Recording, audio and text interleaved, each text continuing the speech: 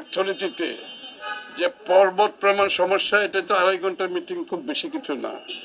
উনি সকলের এখানে প্রায় সব ব্যবসার প্রতিনিধিরা আসছেন আজকে। বাংলাদেশের যারা বড় বড় বিনিয়োগ করেছেন ওনারা সবাই আসছেন এবং ওনাদের কথাগুলো, উনি ওনাদের সমস্যাগুলো শুনেছেন।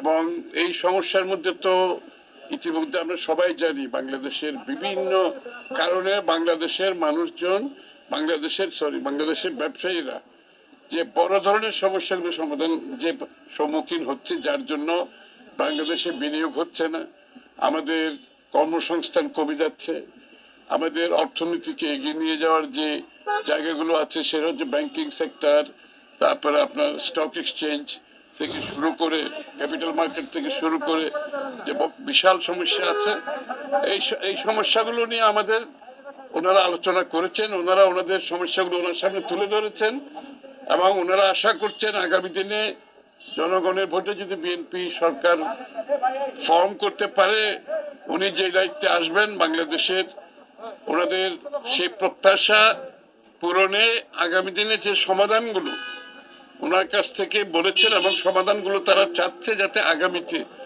তাদের ব্যবসা বাণিজ্যের কস্ট কমাতে পারে, cost of doing business, is of doing business, এবং এখানে ব্যুরোক্রেটিক যে সমস্যা, এখানে যে চাঁদাবাজির সমস্যা, এখানে যে উচ্চ ব্যাংকের সুদের সমস্যা, এখানে বিভিন্ন জায়গায় দুর্নীতির কারণে ব্যবসার কস্ট যেটা বেড়ে যাচ্ছে, সেটা বেশি মূল্য দিতে হচ্ছে বাংলাদেশের জনগণকে।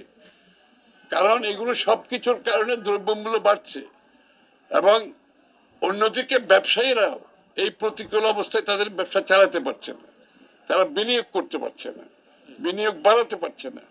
আর বাংলাদেশের ব্যবসায়ী যদি বিনিয়োগ না করে, বিদেশিরা এখানে কিভাবে বিনিয়োগ করবে? সব সমস্যাগুলো আলোচনা হয়েছে এবং উনি খুব ধৈর্য ধরে শুনেছেন সকলের কথা দীর্ঘ সময় ধরে, এবং এগুলোর সমাধানের প্রতিশ্রুতি উনি দিয়েছেন এবং প্রত্যেকটি সমস্যার কি সমাধান সেটা ওনাদের কাছ থেকে জানতে চেয়েছেন এবং উনি নিজেও যেটা ভালো মনে করেছেন সেটা বলেছেন। বলার পরে আগামীতে ওনাদের প্রত্যাশা, যদি বাংলাদেশ জাতীয়তাবাদী দল ক্ষমতায় আসে জনগণের ভোটে, এই সমস্যাগুলোর সমাধান হবে। উনি আশ্বস্ত করেছেন সেই সমাধান করার পর ইতিমধ্যে আমরা নিজেদের মধ্যে আলাপ আলোচনা করে আমরা যে নীতিমালা প্রণয়ন করেছি, এই নীতিমালা আগামী দিনে কিভাবে বাস্তবায়ন করা হবে সেটা উনি বলেছেন। শুধু যে নীতিমালা আমরা প্রণয়ন করি না, এগুলো সমাধানের জন্য কিভাবে বাস্তবায়ন করব, কিভাবে এগুলো অর্থায়ন হবে, সেটাও আমরা বলেছি ওখানে। চেয়ারম্যান সাহেব বলেছেন এবং আমি মনে করি ব্যবসায়ীরা মনে করেন তাদের বিএনপির উপর একটা অনেক বড় আস্থা আছে। কারণ বাংলাদেশের অর্থনীতিতে যত ধরনের সংস্কার হয়েছে প্রায় সবগুলো সংস্কার কিন্তু বিএনপির সময় হয়েছে। এই জন্য ব্যবসায়ীরা অনেক বেশি আস্থা বিএনপির উপর আছে বলে তারা আশা করছে আগামী দিনে যদি বিএনপি ক্ষমতায় আসে এই সমস্ত সমস্যার সমাধান দিতে সক্ষম হবে।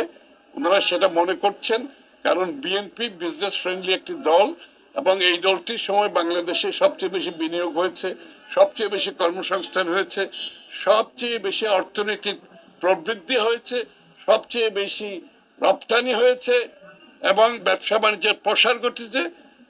এই জন্য ব্যবসায়ীদের অনেক বেশি প্রত্যাশা এবং উনিও বলেছেন আমি জানি আপনাদের প্রত্যাশা অনেক আমাদের কাছ থেকে।